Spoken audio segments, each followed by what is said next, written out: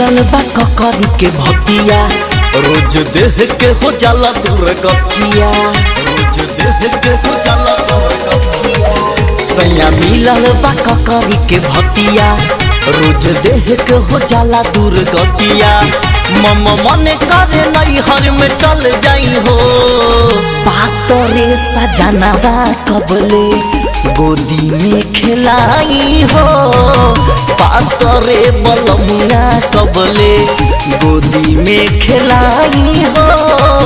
पातरे सजनवा कबले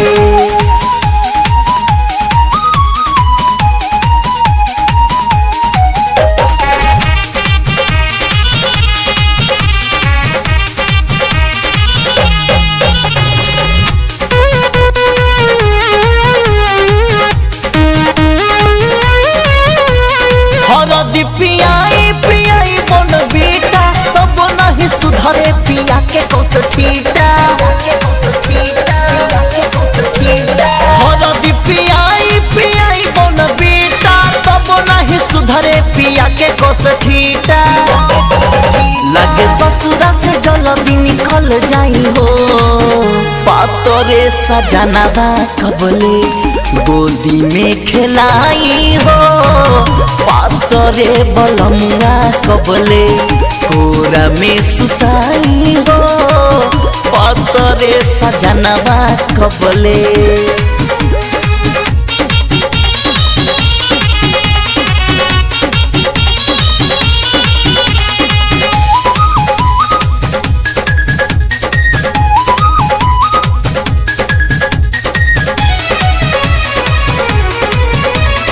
अतल मचुस जस छोट मोट बारे देखिले सुरतिया तो दाता बचिहारे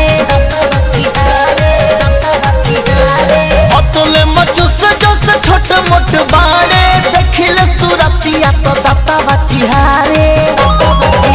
जाने कही आई दिनवा टल जाई हो पातरे सजनवा कबले कोरावा खिलाई हो पातरे बलमुआ कबले गोदी में सुताई हो अपना मर्द के कबले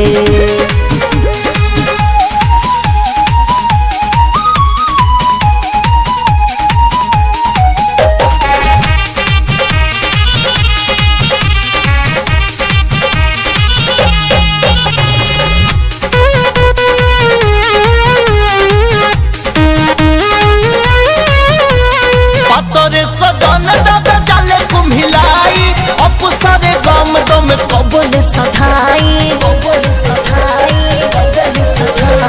पातरे सजन दादा जाले कुम्हिलाई अपसरे गम गम कबले सधाई रिंटू संजीत के प्रीत अब ठुकराई हो पातरे सजनवा कबले कोरा में खिलाई हो पातरे बलमुआ कबले गोदिया सुताई हो पातरे सजनवा कबले।